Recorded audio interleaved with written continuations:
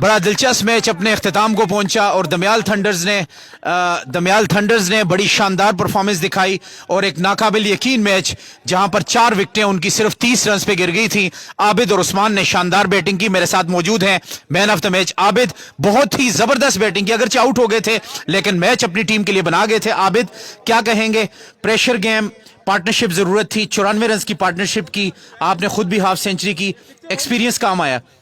जी बिल्कुल सर, अल्लाह का लाख लाख शुक्र है। सबसे पहले तो हम लोग ये मैच जीते, हमारे लिए बहुत इंपॉर्टेंट था ये मैच जीतना, क्योंकि हम अक्सर बड़े स्टेज पे आके जो है ना ऐसी हमसे मिस्टेक्स हो जाती हैं, लेकिन अल्लाह का लाख लाख शुक्र है कि हम लोग सबसे पहले तो मैच जीते हैं। और उसके बाद बिल्कुल प्रेशर था, 4 विकेटें गिरी हुई थी, लेकिन अल्लाह का लाख लाख शुक्र है कि एक बिलीव था कि इंशाल्लाह हम लोग मैच अगर एंड तक उस्मान जैसे खेला है तो हम लोग यही बात कर रहे थे कि हम इंशाल्लाह अगर आखिर तक चले गए तो ये मैच इंशाल्लाह एक ओवर पहले। क्या आपने और उस्मान ने मशवरा किया था जब 4 खिलाड़ी आउट हुए कि क्या करना है, मैच को कैसे लेके जाना है? बिल्कुल, मैंने उससे सिर्फ यही बात की, मैंने कहा कि अगर आप आखिरी बॉल खेलते हो तो हम लोग इंशाल्लाह मैच जीत जाएंगे। तो माशाल्लाह बहुत अच्छा उस्मान खेला है और अल्लाह ने किया कि आपके सामने रिजल्ट। उस्मान आजकल वैसे भी छाया हुआ है। जी बिल्कुल, माशाल्लाह बहुत अच्छी उसकी एफर्ट है दमयाल थंडर के लिए, बहुत बहुत आला।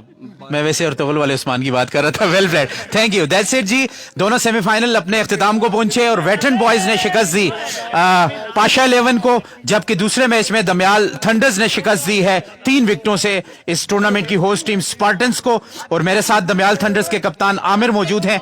आमिर, 4 विकेटें गिरने के बाद काफी डल हो गए थे, डग आउट का माहौल काफी डाउन था, लेकिन फिर आबिद और उस्मान ने जिंदा कर दिया पूरी टीम को।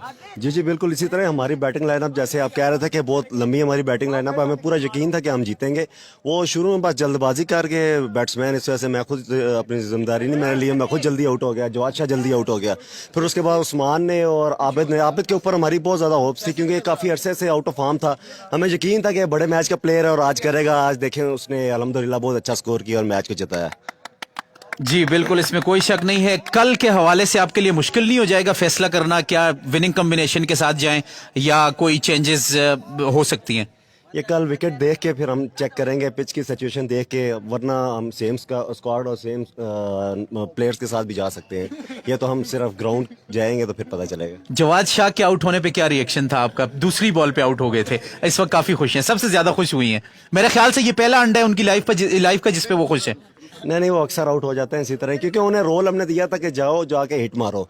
उसे हमने रोकने के लिए भेजा ही नहीं था, बस वो गया, उसने कहा पहली गेंद में स्टॉप कर लूं, लेकिन वो स्टॉप नहीं कर सकता, उसे हिट ही मारनी चाहिए। और मैं अब कल बड़ा मैच है, उसमें ये बड़ा प्लेयर हमारा मैच विनर है, मुझे पूरी उम्मीद है कि कल ये हमें मैच जिताएगा। Thank you Aamir and good luck for the final. जी, जो लाइव स्ट्रीम पे हमारे साथ तमाशाई मौजूद हैं, मैं आपको बताता चलूं, कल रफी क्रिकेट स्टेडियम बेरिया टाउन में स्पार्टन्स प्रीमियर लीग का फाइनल मैच वेटरन बॉयज का मुकाबला होगा दमयाल थंडर्स के साथ। कल आप हमारे साथ रहिएगा, इंशाल्लाह आपकी खिदमत में हाजिर होंगे। तब तक इजाजत चाहेंगे, अल्लाह हाफिज।